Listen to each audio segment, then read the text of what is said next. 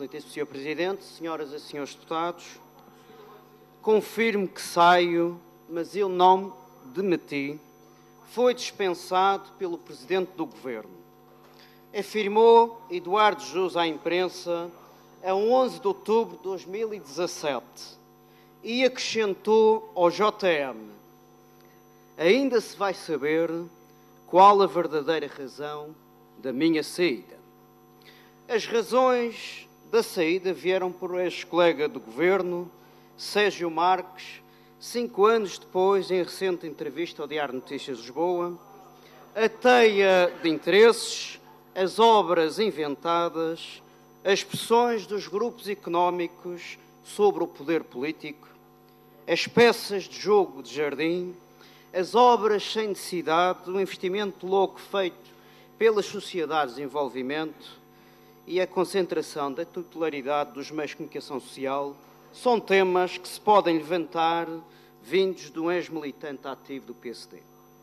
Quem pensou que a renovação do PSD iria trazer uma mudança na vida económica e social madeirense, escravizada durante séculos pelo centralismo, foi redondamente enganado.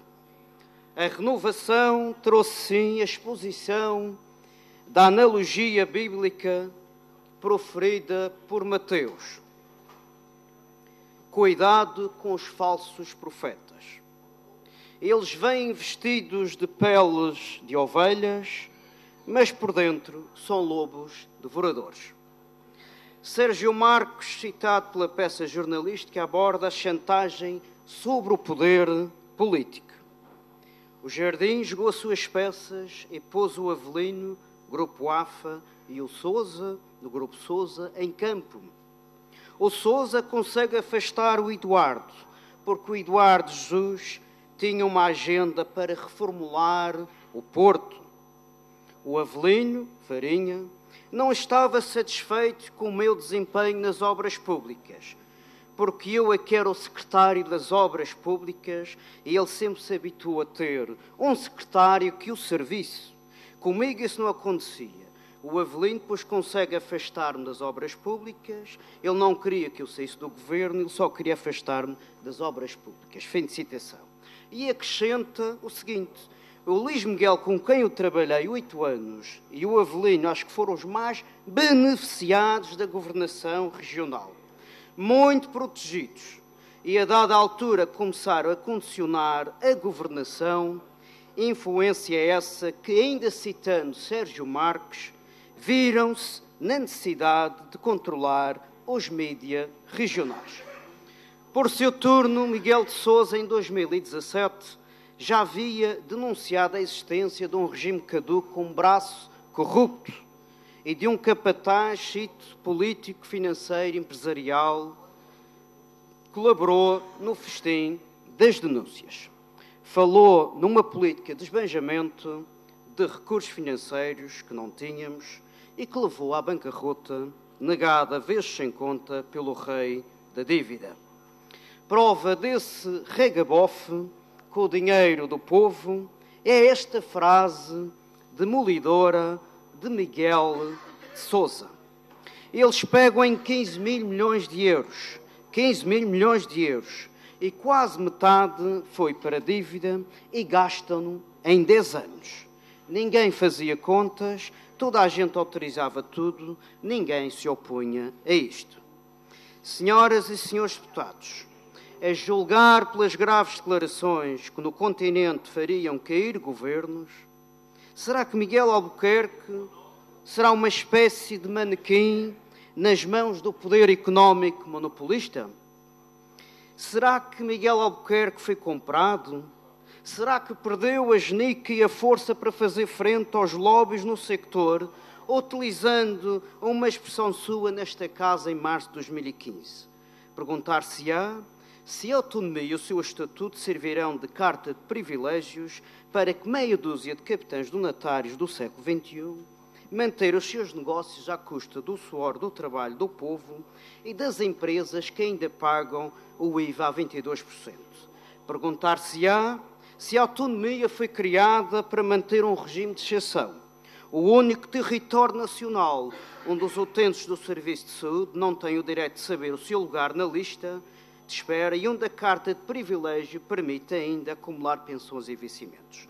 A autonomia, como expressão política da luta pela opressão dos povos insulares, deve servir, sim, para proteger os cidadãos. Muito obrigado. Muito obrigado, Sr. Deputado Elvio Sousa, do JPP. Muito obrigado, Sr. Presidente. Muito obrigado, Sr. Deputado Ricardo Lume. Realmente, a nossa região é profícua em casos de polícia e casos que interessam uma investigação, uma verdadeira investigação, não só por parte dos mídias, mas também dos partidos políticos. O senhor deputado abordou um caso da saída de um grupo económico sem período de nojo, sem ter passado por uma salgadeira, que não houvesse a promiscuidade entre o poder político, o poder económico e o poder político, mas também gostaria de relembrar que há pouco tempo Vítor Bento, um administrador do BES, afirmou